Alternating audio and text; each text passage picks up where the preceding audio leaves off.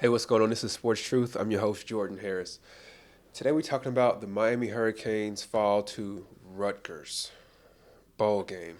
Oh my gosh. Um, so I don't even really know where to start, to be honest with you. I did get some show notes written down, but man, oh man. So I had to keep telling myself during this game because I went, okay, so from the beginning of the game, I was frustrated, a little concerned.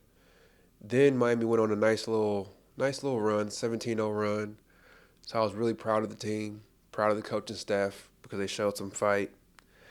Then the tides turned, and I ended up getting frustrated again, being concerned, and then just getting to a level of just like being pissed off while watching this game. And I had to keep telling myself, like, okay, the game doesn't mean too much. You know what I'm saying? It's a bowl game. It doesn't reflect on next year or anything like that. But my goodness, I had to keep saying that to myself. I also had to keep saying Miami's not full strength. I had to keep saying that. But man, this is frustrating. Like, to me at this point, that's just an excuse, and it seems like just competitive nature should kick in and be able to beat these boys from Rutgers. Because I'm telling y'all, these boys from Rutgers are sorry. Like, I'm watching them play. Obviously, I couldn't play. I'm not a Division One player, but watching them play and comparing them to other teams that we've seen this year, those boys at Rutgers are trash. Like, that team is sorry as hell, and to watch Miami get just run off the field like that is nuts to me. So I did a pregame or whatever you want to call it. I just talked about who Rutgers is, what they do, because I wasn't familiar with what they do all year. So I just looked up, like, what do they do? I watched a game of theirs. I watched some highlights, watched some lowlights, did all that stuff. And I was like, okay. And I made a video, talked to you all about it. I said, this team, not very good. Their defense is very average. They're not going to do anything to take the ball from you. As long as you don't give them the ball, they're not going to take it from you. Their offense, super simple. They cannot throw the ball. They were one of the worst throwing teams in the Big Ten. All they do is protect the ball, control the clock, and run the ball the entire game. I was like, you got to make sure you're wrapping these boys up and tackling them, because if you do that, we'll win by 3 scores. I put that out there. Win by 3 scores as long as you tackle the running back. That's all they do is run, run, run. And if you look at their stats, it's exactly what they did to us. Just run the ball, milk the clock, milk the clock. Rutgers is no good, and for them to come in and beat Miami, even though Miami is not at full strength, that was frustrating to watch. But let's just go through some portions of the game. But let me say this first, actually. The ACC is going through some turmoil right now. So the ACC looks like Florida State is trying to leave. Maybe some other teams are trying to leave too. And other schools are going to be trying to figure out where should we go after leaving the ACC. My hope and my prayer is that Miami does not figure out a way to get to to get to the Big Ten. We do not need the Big Ten.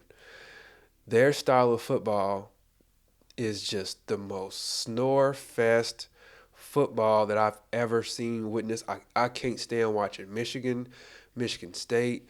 I just do not like Big Ten football. All it is run the football, milk the clock, keep away. Like, it's just like, ugh. And for whatever reason, Miami doesn't. Well, we know the reasons because they just big, strong, slow, brunt force, push the pile forward kind of games, and that's just not what Miami does. It's not what Miami can compete with. We compete with more finesse and speed. And when we play against these teams, like I remember a few years ago, we played Wisconsin in the bowl game, and they did exactly what Rutgers just did, just ran it down their throat. So whatever we do, please do not join the Big Ten. Go to the Big 12. Go to Okay, go to the American Conference. Whatever you do, do not go to the Big Ten. It's just not what we need. It's not what we need. But let's do a quick recap of the game. I'm not gonna lie, man. And I know the Florida State fans, y'all gonna giggle at this, and that's cool, cause I am at a level of pissed off that is crazy right now watching that game. But Mark Fletcher got hurt really early in the game. I'm hoping it was just like a twist of the ankle. but he was grabbing the back of his leg, like the Achilles area. And I don't know. It did not look good to me because there was no contact at all. And he just started limping and went to the ground. So I'll just leave it at that. We'll just pray for the man and pray that he's doing all right and we'll make a quick recovery. Um, of course, that's going to put doubts in a whole lot of people's minds because people aren't really playing bowl games anymore. They're opting out like crazy because they don't want to get hurt in a meaningless game. And when you see somebody like Mark Fletcher go down, it's like, well, dang, should I play in these bowl games? That's gonna be going in the mind. That's gonna be going through the minds of all kinds of college football players over the next couple of weeks, deciding if they want to play this bowl game. Okay, so Rutgers jumped out, doing exactly what we figured they would do. They just ran the ball right down the field, got a touchdown. They basically owned the first quarter. They owned it. It looked like it might be a blowout. 14-0 before we knew it. Our quarterback, Ja'Cory Brown, looked real shaky to begin with. We'll talk a little bit more about him later on in this video. He looked pretty shaky to begin with. Didn't know if they wanted him to throw it down the field. He did have a really nice throw down the field. It looked like Jacoby George should have been able to help him out with that throw and catch it. It was the first possession. First play, actually. Threw it deep down the field, maybe 40-yard pass. And the angle they showed was terrible, and they didn't show a replay, which was really frustrating. But it looked like Jacoby George should have been able to get to that. If you make a big play like that at the beginning of the game, typically it makes people's spirits go a different direction. It makes the quarterback perform a whole lot better. So I was really disappointed to see him not catch that. But then again, the angle on that was so bad, I couldn't tell just how close that football was, really. Let's go ahead and fast forward to just before the half. I know people have killed Cristobal about his time management, and they like to say that he has his fingerprints on the offense too much. But that drive right before halftime, I thought he did that just about perfectly. And I'm at home sitting on my couch able to rewind it and do all that kind of stuff. So him acting in real time, I think he handled that just as well as you possibly could. Maybe he should have called one of those timeouts a little earlier than he did and maybe saved, I don't know, 19 seconds or so, I think it was. But I think he handled that pretty well. They walked the ball all the way down the field. They gave Ja'Cory Brown some easy targets. He really focused on Xavier Restrepo. I wish that Restrepo could have made that touchdown at the end of the half just to tie the game up. But it is what it is, you know what I'm saying? So we ended up getting just a field goal. So that touchdown got taken off the board, ended up being a field goal, which was really, really close. But yeah, ended up being a field goal. I thought that last drive was really well put together by the entire coaching staff. I had to give them credit for that. That was the play calling, and that was the time management aspect as well. We ended up taking the lead, so we scored on 3 straight possessions. We had 2 touchdowns and a field goal. We scored 17 straight points. And to me, it looked like this is the part where I was like, man, I'm really proud of this team because they had an opportunity to quit, and they didn't. They fought back. They got the lead, and I felt like they were going to end up scoring touchdowns on like the next 2 or 3 possessions because the way that they were scoring looked simple. They were running the ball and getting 5-10 yards when they wanted to. Every pass play looked like it was wide open. They were doing some nice little 5-yard comeback routes that were wide open. Rutgers looked like they were struggling and confused, and they seemed like they were really struggling with our speed at that point. And then, so we took the momentum like crazy. Looked like we were going to put our foot on the pedal and just take off on them. And then the play happened. So I have been a person who has been like, I got Coach Cristobal's back.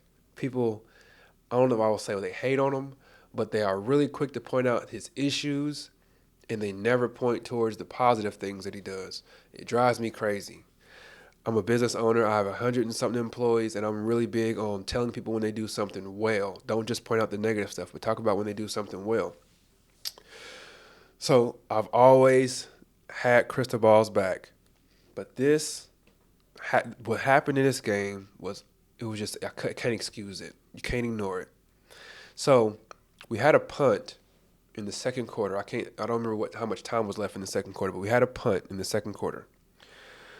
And they got really close to blocking it. And I was like, yo, you might want to bring those, bring it in a little tighter than what you got because you got all these big holes, like, and they got real close. So you want to bring it in a little tighter on this protection on this punt next time.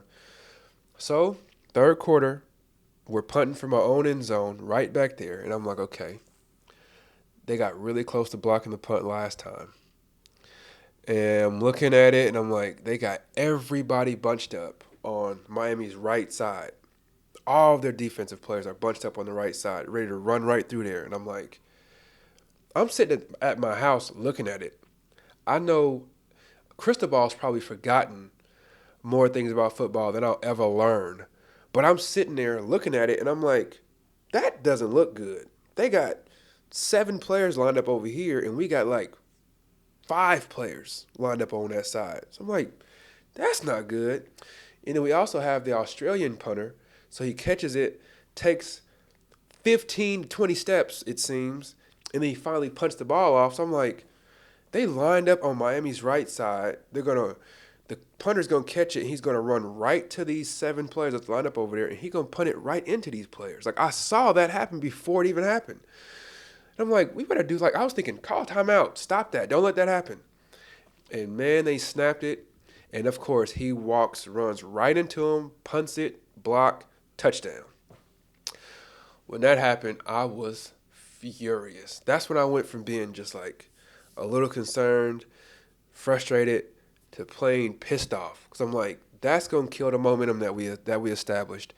I was a little irritated before that, to be honest, because we had scored on those possessions in a row, and then they got super conservative 3 plays in a row, and then you just punt it right into their hands, block, touchdown. From that point on, the game looked like the first quarter again, where it looked like Rutgers was just this really good, strong, physical team, and Miami could not compete all of a sudden. So that's why I say, like, with that, I cannot, like, how can I take up for the coaching staff when something like that happens? When I consider myself a novice in football compared to the coaching staff, right? So if a novice like myself is looking at the play and I say, they almost blocked the last one because they got a lot of pressure on the right side of Miami. And then I watch this come in, and I say, if you don't get more people over there to block, they're going to block this. And then they block it. It's like, how does that happen? I can't understand that. If I'm sitting at home and I see that, how can professionals who are getting paid millions of dollars not see that? How can you not just be like, give me a timeout real quick. We got the lead. Give me a timeout. We'll be fine. Okay, let's go ahead and do a right alignment on this punt, get some more players back there, block this really well. I don't understand it. But anyway, talk about Ja'Carry Brown real quick. I don't know what to think about Ja'Carry Brown, to be honest with you. When we watched him play last year, it was obvious that he was overwhelmed. It was obvious that he was not ready. It was obvious that he was not able to play against a team of Clemson status or Florida State even. It looked like he was overwhelmed by pressure, and it looked like he was struggling with making more than one read in a play. This was last year. So, So watching him this year, this game, I was really excited to see what he had grown to. Super excited to watch him play. And I left this game saying, yeah, it looks like he's better, because he's at least going through a couple of reads. He's at least doing that. And then he had that really good drive at the end of the first half. Really good drive. But I think that drive, and this is going to sound weird, but I think that drive kind of hurt him. And the reason why is because during that drive, he was able to be fixated on Xavier Restrepo so much, and he relied on that the rest of the game, I think. So that drive, he looked at Restrepo like damn near every play. You know what I'm saying? And then he almost had a touchdown with Restrepo on that drive. So then in the third and fourth quarter, every time he dropped back, he's tunnel vision on Restrepo. That's all he wanted to look at. Kind of like what Van Dyke was doing.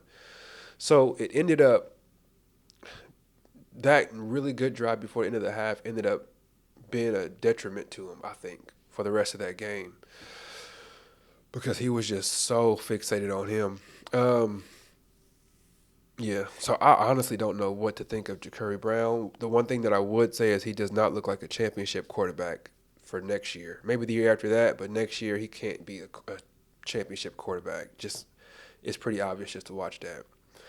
The other player that I want to mention in this is Jacoby George. He played an awful game today. It was awful, awful. He he had some penalties, some dumb penalties. He dropped some passes. They had that nice little reverse drawn up, in which again I was screaming at the TV because I'm like, how do y'all not know that's a forward pass? Like they let the play run and everything, and they had a marked way back at like the 11-yard line. I'm screaming, it's a forward pass, but they got that fixed. But I just thought, now he's an exceptional player. Like let's not kill the man, but I do think that he played an awful game. It was the worst game I've seen him play. Um, there was not really anybody else that stood out in this game. To be honest with you, Bain didn't do a whole lot. Um, Maui Noah didn't do a whole lot. It was just we Rutgers is they're a simple team. They don't do anything fancy. They line it up and they say, "This is what I'm going to do every time. If you're able to beat it, you'll beat us by 17 to 24 points. If you're not able to beat it, then we're going to beat you by 7 to 17 points." Like they don't make any adjustments. It's just straightforward football. And unfortunately, Miami wasn't able to meet that, which is incredibly frustrating as from a fan. So that is all that I have for you today. We'll hope and pray that we get an announcement from a transfer quarterback really soon. Hoping that it's going to be Ward, but we'll see because that's just been this. I don't know if you want to call it a cat and mouse game or hide and seek. I don't know what you want to call it, but it's been quiet on Front Street with that. So we'll see what happens there. Um, but yeah, being a Miami fan today is somewhat frustrating. But thankfully, I mean, I know it's an excuse, and that's cool. We can fall back and say Miami wasn't full string. In this game, it didn't mean too much.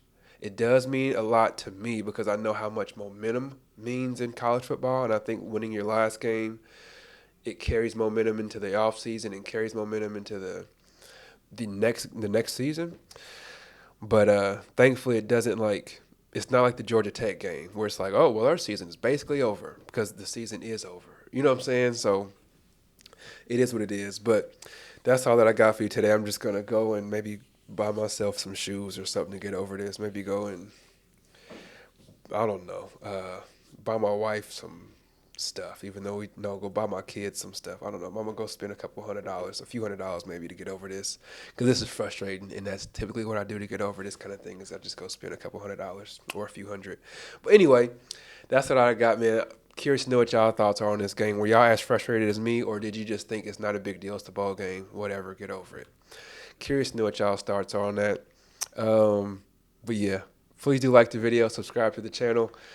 You could be anywhere in the world, but you're here with me, and I truly appreciate that. So God bless. Take care. Peace.